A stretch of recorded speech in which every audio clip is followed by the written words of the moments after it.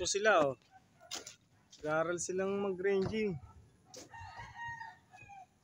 Ito na po si anak.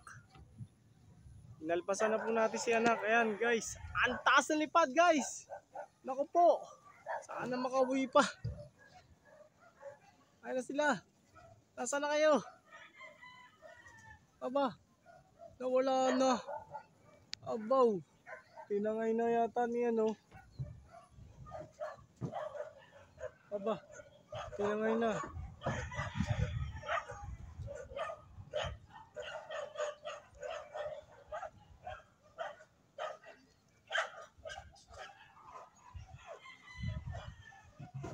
Ito, sige.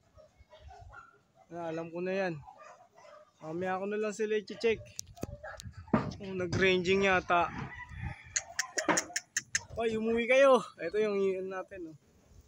Itong lugar natin dito. Malapit tayo sa SM Rosario. Ayan. Hello guys, back to our video. Andito ako ngayon sa bubong. Nag-ranging ang mga ibon natin. Hindi ko na nakita kung saan bumaba at saan nagpunta.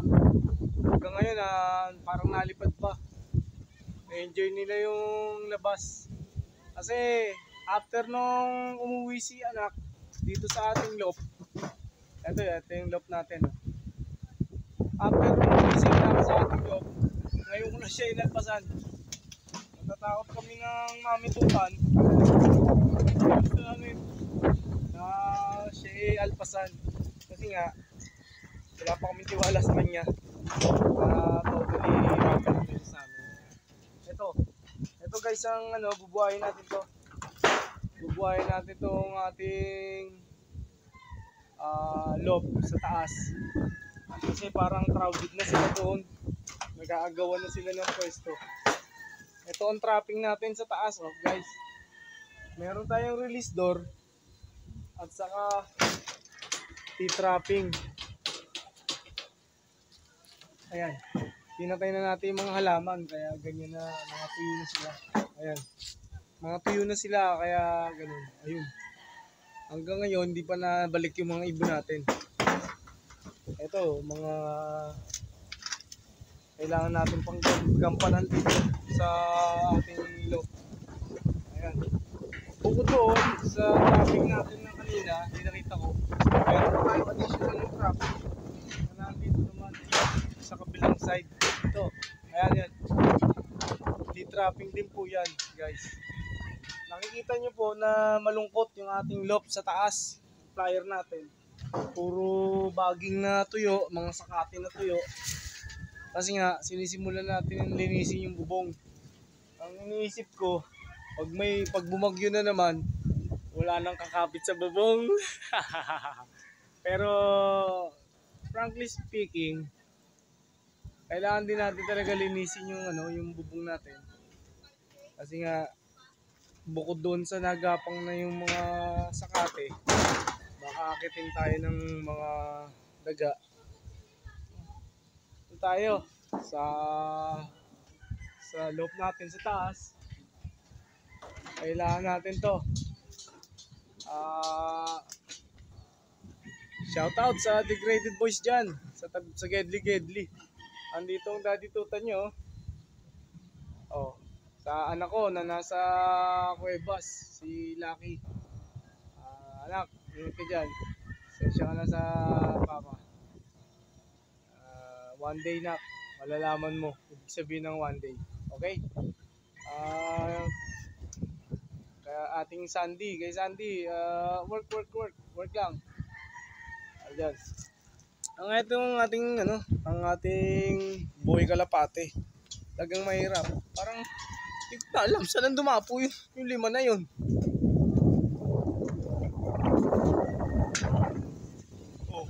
Napakalakas ng hangin. Ganto dito na yun. Pwede siguro dito magtigpo. Anyway, hindi isang biro. Aba, eto na si anak. Naunang buwaba. Eto.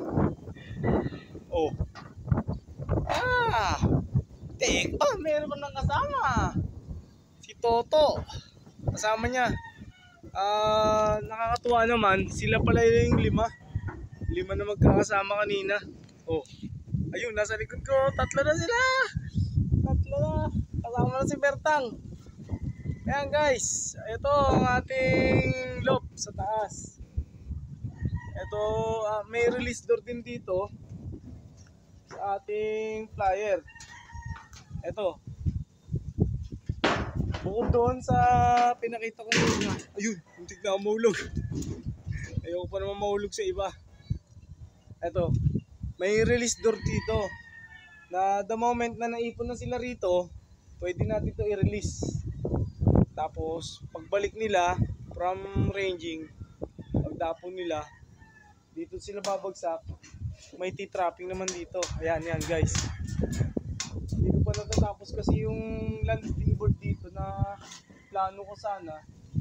Tapos mangangarap ako na magkaroon ng ex-machina dito. Sana. Shoutout sa iyo. Paring Tuka.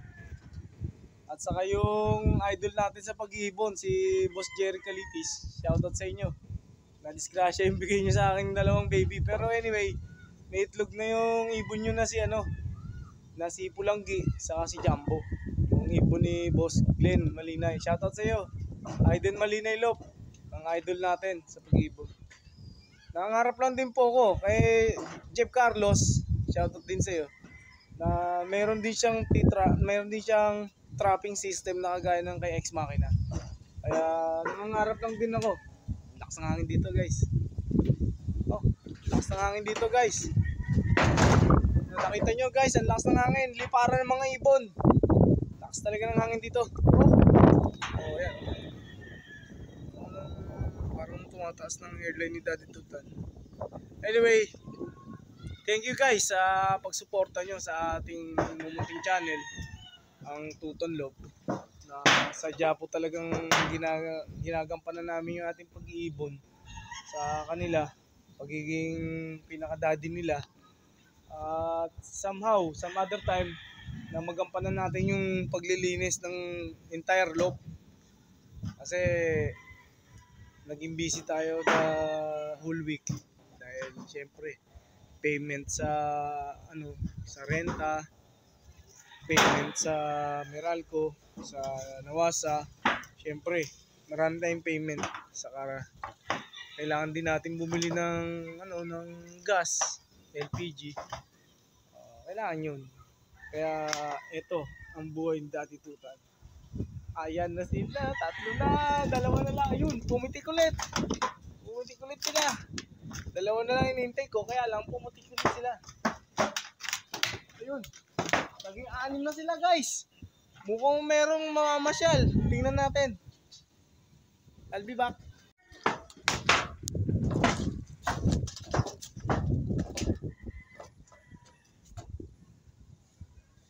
Ayan sila guys. Ayan. Parang may sumamang isa guys. Hindi natin kilala tong isang to. Tingnan natin ha. I-ano na lang natin kung ibon na to. Hindi ko alam ha. Pero tingnan na rin natin. 5 lang kasi silang nasa labas. Ngayon naging 6. Saan na? Meron dito nakadapong 2. Yun, ang bilis. May bumubulusok na 4. O yun, 3 na lang. Ayan guys. Eto sila, tataas sila. Ayan guys. Ang gagaling nila lumipad. Alright. Saan na kayo? Yun, nag-pattern na. Milo. At ang ating ibon na si anak, na-enjoy yata niya yung na-enjoy niya yung paglipad niya outside. After almost 2 months na siya nakakauwi. After niya 70 days na wala. 5 ulit yung bumaba guys na ibon. Kaya possible sanang dagat or dapo o bihag o ano pa bang tawag doon, loop visitor. Pero 5 pa rin sila guys. parang ano lang, namahinga lang tapos umalis ulit. Okay guys. Okay guys. Kala ko may loop visitor na tayo kasi 5 silang nagre-ranging. May sumama na isa, dumapo. And hindi ko naman ano kasi bukas tong loop natin sa taas ito. Tong pliers loop natin, bukas 'yan. Ayan, ito sila guys. Ayun, 5. Kaya hindi natin masabi talaga ano ang pag-iibon. Kaya ganyan. Itong loop natin sa taas, ang ating ano na napabayaan natin yung loop natin, hindi natin gagamit. Kaya ganito. Ayan. Kailangan natin siyang ano, ilinisin tapos coveran para sa hangin. Okay? Para hindi sila mapuro ng hangin. Kasi ang hangin ng talagang kalaban ng mga ibon natin. Hindi sila ganun kalakas pagdating sa hangin. Kasi ang baga nila masyadong vulnerable. Ano yun? Ibig sabihin nun? Parang ibig sabihin nun easy to break. Okay. Anyways, thank you guys. Keep supporting our channel, ang Tutan Loob. At andito si Daddy Tutan nasa bubong. At nagsasabi sa inyo ng mangarap tayo ng mangarap guys. Kasi libre lang yan. Sadya lang po talagang mahirap ang pag-iibon. Pero kakayanan natin pilit. Pipilitin natin ang sarili natin na kayanin. Dahil talagang ang advice sa akin ng isang kaibigan ko na si Glenn Cuesta. Sama-sama na lang daw kami sa South. Shoutout sa'yo pare. Sige, pag-aaralan natin. Congratulations nga pala sa BBC na nakapagsimula na sila ng training at nakapasok na rin ng Laguna sa BBC. Dahil sana makakuha tayo pagkakataon na makalaro dyan, makapagpasukat. Thank you guys. Grachi. Maraming po salamat at kamsimda. Arigatou gozaimasu. Minasang, kyoskite. Ibig sabihin nun, thank you po sa inyo lahat. Mag-ingat po tayo.